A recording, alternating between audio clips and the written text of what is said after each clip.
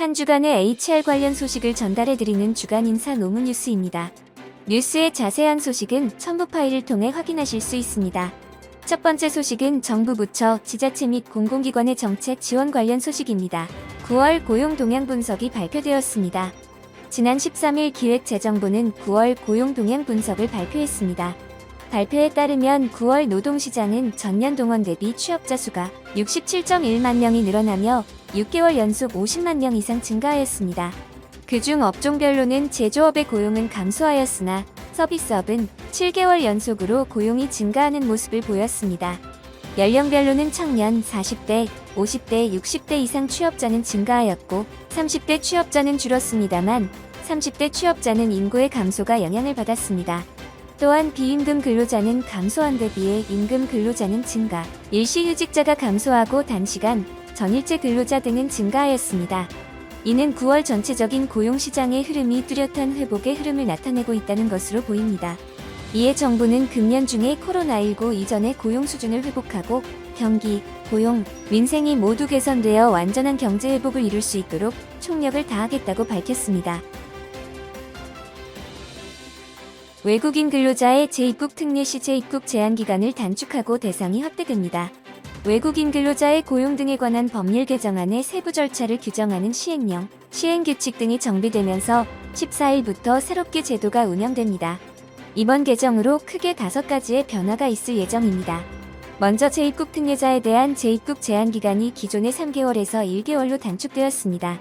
둘째, 기존 4년 10개월간 한 사업장에서만 근무를 해야 재입국 특례가 가능했지만 앞으로는 사업장을 변경하더라도 최초 근무했던 업종에서 4년 10개월을 근속했다면 재입국 특례를 인정받을 수 있게 되었습니다.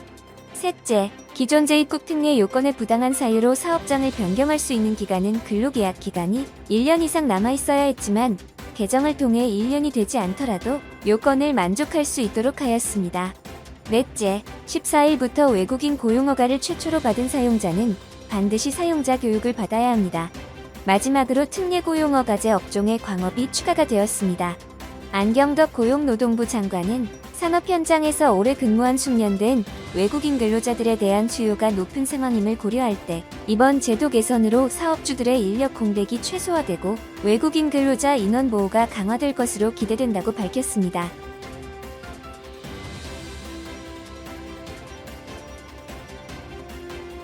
장애인 고용 우수 사업주 15곳을 선정했습니다.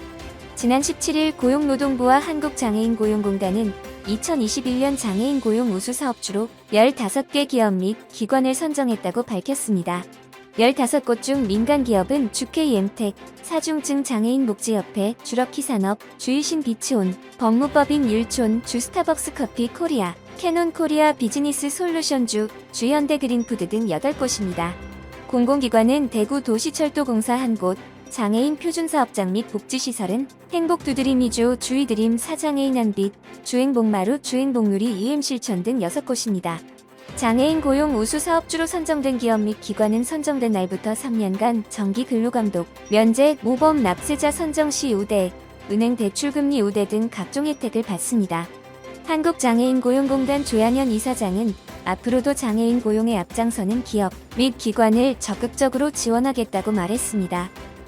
다음은 채용 관련 소식입니다. 세종호텔이 경영난 등을 이유로 정리해고를 논의하면서 조리나 식기세척 담당 직원들을 상대로도 외국어 구사 능력을 평가 기준에 포함시켜 논란이 일고 있습니다. 지난 17일 경향신문에서 입수한 세종호텔의 합리적이고 공정한 정리해고 대상자 선정을 위한 기준을 보면 평가 항목에 외국어 구사 능력이 포함되어 있으며 평가는 영어와 일본어 또는 중국어로 이루어져 상중하로 점수를 매기게 되어 있습니다. 이에 대한 노동자들은 사측의 행위가 사용자는 합리적이고 공정한 해고 기준을 정하고 이에 따라 대상자를 선정해야 한다고 밝힌 근로기준법 24조 2항에 위배된다는 입장입니다. 또한 이번 평가 항목에 재산 보유 항목이 들어간 점도 논란거리로 생계 곤란 여부를 고려하겠다는 취지인 것은 알겠으나 본인이 공개하고 싶지 않은 정보를 제출하지 않는다고 해서 불이익을 주는 것은 자기결정권 침해가 아니냐는 소리가 나오고 있습니다. 이에 대해 호텔 측은 호텔업에서 어학은 필수이고 조리나 식음에 관련된 일자리가 없어 객실, 총무, 재경 등의 일자리밖에 남지 않아 실질적으로 어학 실력이 전원 배치 시 참고 들 수밖에 없다. 고 말했습니다. 이에 대해 한 직원은 코로나19 때문에 회사가 어렵다곤 하지만 이미 지난 몇 년간 상시적으로 구조조정이 이뤄졌다면서 부동산 등 자산을 정리하거나 사업을 다각화해 회사를 살리려는 노력은 없고 오로지 노동자들에게만 나가라고 하고 있다고 말했습니다. 다음은 보상 관련 소식입니다. 고용노동부 산하기관에서 일하는 많은 직원들이 난임 유급휴직을 쓰지 못한다는 비판이 나왔습니다.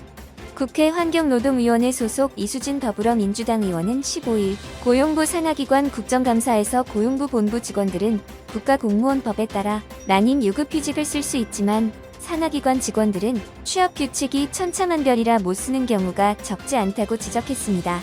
난임휴가는 2018년에 근로기준법 개정에 따라 도입된 법정휴가 제도입니다.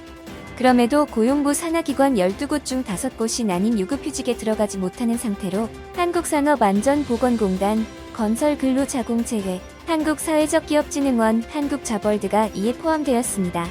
이 의원은 난임 노동자에게 유급휴직조차 보장해주지 않는 고용부 산하기관은 결코 민간의 모범이 될 수 없다고 반성을 요구했습니다. 다음은 노동조합 및 노사관계 관련 소식입니다. 특수고용 및 플랫폼 노동 등 고용 형태가 다양해지는 사회 변화에 맞춰 단체 교섭 의무를 갖는 사용자의 범위를 확장해야 한다는 의견이 나왔습니다. 이는 지난 6월 택배사인 CJ 대한통운이 택배노조와 단체 교섭을 해야 한다는 중앙노동위원회의 판정을 긍정적으로 해석한 것입니다. 이에 관한 지난 16일 서울대 법학연구소, 서울대 노동법연구회 한국노동법학회는 서울대 법학전문대학원에서 2021년 단체 교섭 공동학술대회를 열었습니다. 이번 학술대회는 헌법상 단체 교섭권의 의미를 되새기자는 취지에서 열렸으며 그전에는 주목받지 못했던 단체 교섭권에서 직접 계약이 아닌 노동 조건을 지배 및 결정하는 지위의 사용자의 범위에 대한 이야기를 나눴습니다. 특히 이번 CJ 대한통운의 사례처럼 사용자의 범위를 넓혀야 한다는 논의가 많이 이루어졌으나 다른 의견으로 여전히 사용자의 범위를 지나치게 넓히고 기준이 추상적이라 실무적으로 적용하기 어렵다는 의견도 있었습니다. 지난 17일 스타벅스 커피 코리아가 연말까지 바리스타 채용을 확대하고 파트너를 위한 근무 환경 개선을 가속화한다고 밝혔습니다. 이는 프로모션 진행 등에 따른 업무 과중에 반발한 파트너들의 트럭 시위를 겪었기 때문으로 보입니다. 스타벅스에 따르면 지역별로 진행하는 상시 채용 외에도 전국 단위 채용을 확대해 인재 확보, 매장 운영 등의 효율성을 높일 방침이며 그 규모는 1,600여 명입니다. 또한 바리스타 근속과 업무 역량 등을 고려한 시급차 등 매장 관리자, 임금 인상, 인센티브 운영 기준 개선 등 임금 체계도 개선할 예정입니다. 스타벅스는 이러한 문제점을 고치기 위해 전사적인 TF를 운영하여 이벤트 기획 단계부터 매장 파트너들의 예상되는 어려움을 원천적으로 차단하고 정교한 매출 예측하고 이원화한 순차적 공지를 통해 운영의 적합성을 함양, 애로사항 실시간 지원 시스템 구축 등을 지속적으로 전개할 예정입니다.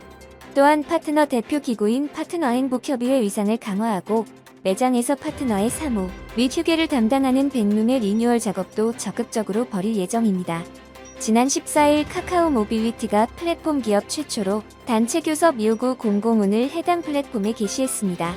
노동조합법은 노조가 교섭을 요구한 때 사용자가 그러한 사실을 사업장 게시판 등에 공고해야 한다고 규정되어 있습니다. 이는 노동자들에게 노동조건 결정을 위한 교섭을 진행한다는 정보를 제공하고 교섭을 요구한 노조 이외의 다른 노조가 교섭에 참여할 수 있는 기회를 보장하는 취지입니다. 통상적으로 공고문은 노동자들이 일하는 공장이나 회사의 사업장 벽면에 부착하지만 플랫폼 노동자들의 경우에는 고정적으로 오프라인이나 모이는 장소나 사업장이 없다는 게 문제였습니다.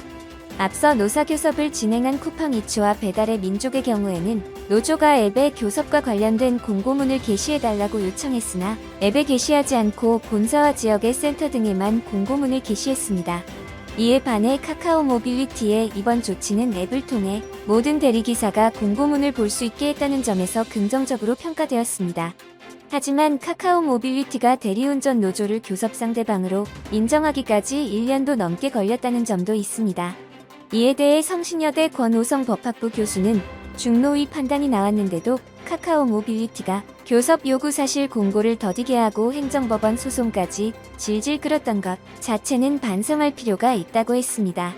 다음은 조직 문화 및 글로벌 HR 관련 소식입니다. 지난해 6월 넷플릭스의 창업자 리드 헤이스팅스는 월스트리트 저널과의 인터뷰에서 재택근무에는 그 어떤 장점도 없다고 말했는데요. 이와 관련해 지난 3월 한국지식경영학회에서 발표한 스마트워크 후 조직 문화 변화 연구 논문을 보면 그 주장도 어느 정도 일리가 있어 보입니다. 논문의 결과 재택근무를 진행할 경우 직원들의 직무 이해도는 다소 떨어진 것으로 나타났으며 조직 분위기나 활력도 상대적으로 낮아졌고 타 부서와의 협업이 어려워졌다는 인식이 높았습니다.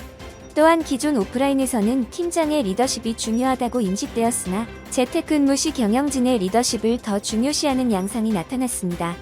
연구진은 스마트워크로 조직 구성원들의 전략적 이해도나 업무 프로세스 효율성은 낮았고 소통과 협력 등 조직 활력도 감소하는 것으로 검증됐다며 국내 대기업 문화에서 대면 소통 선후, 조직 단위 목표 달성, 문화 등 조직 내 관성이 장애로 작용하고 있고 기업은 스마트워크를 기반으로 가장 효율적인 커뮤니케이션과 리더십 변화 방향에 대한 가이드라인을 명확하게 설정해야 한다고 말했습니다. 다음은 노무 및 법률 관련 소식입니다. 사내 성희롱 무마 의혹을 받고 있는 NC소프트가 4년 전 고용노동부의 정보기술 업종 대상 수시 감독에서 근로수당 미지급 등 노동관계법 위반이 다수 적발됐음에도 이후 근로감독을 일절 받지 않은 것으로 확인됐습니다. NC소프트는 최근 직장인 익명 커뮤니티 블라인드에 게재된 사내 성희롱 폭로 외에도 여직원 투신 사건, 계약직 여직원 성추행 의혹 등이 잇따르면서 감독당국의 부실 대응 문제가 지적된 바 있습니다.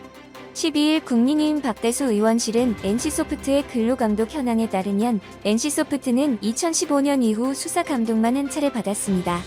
그때 당시 NC소프트는 임금체불, 직장 내 성희롱 예방 교육 일부 근로자, 미실시, 기간제 근로자 차별 연장 근로한도 위반 등 7건의 적발 건수가 발생하였고 그 이후에도 여직원 자살, 여직원 성희롱 등이 이어지고 있지만 정기감독은 물론 수시, 특별감독도 받지 않았고 심지어 지난해 고용 창출에 기여한 기업에게 정기 근로감독을 3년간 면제하는 일자리 으뜸 기업에 선정되면서 2024년까지 정기감독을 받지 않는 것으로 알려졌습니다.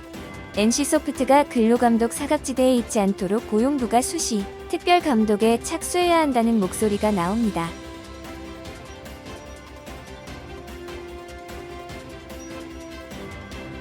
지난 19일 노동부는 음식 배달 플랫폼 업체에 대해 산업안전보건법상 의무 이행 여부를 점검하겠다고 밝혔습니다. 음식 배달 플랫폼은 배달이 필요한 음식점과 배달기사를 서로 중개해주는 스마트폰 어플리케이션을 서비스하는 업체를 말합니다. 이들은 산업안전보건법상 배달 중개인에 해당해 배달기사에게 안전운행과 관련된 사항을 정기적으로 안내해야 하고 산업재해를 유발할 정도로 배달을 독촉하지 않아야 할 의무가 있습니다. 음식 배달 플랫폼 업체가 배달기사와 위수탁 계약 등을 체결하고 실제 배달도 함께 수행하는 경우에는 배달기사에게 안전보건 교육을 실시하고 보호구 착용을 지시해야 할 의무도 있습니다. 노동부는 점검을 통해 음식 배달 플랫폼 운영업체가 산업안전보건법상 의무를 잘 이행하고 있는지 확인하는 한편 의무 이행이 미흡한 업체에 대해서는 이행을 철저히 지도할 계획이며 법 위반 사항이 있는 경우 과태료를 부과하는 등 행정 조치를 진행합니다. 권기섭 산업안전보건본부장은 음식 배달 플랫폼 운영업체만을 대상으로 하는 사업장 점검은 이번이 처음인 만큼 점검을 통해 배달기사 산재사고 원인을 더욱 면밀하게 분석하고 산재사고 감축을 위해 보완할 사항도 함께 살펴보겠다고 말했습니다.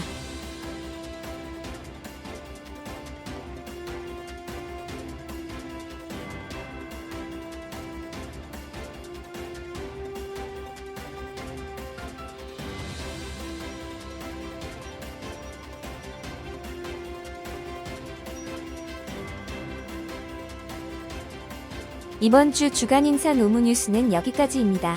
다음 주는 더 유익한 소식으로 찾아뵙겠습니다. 감사합니다.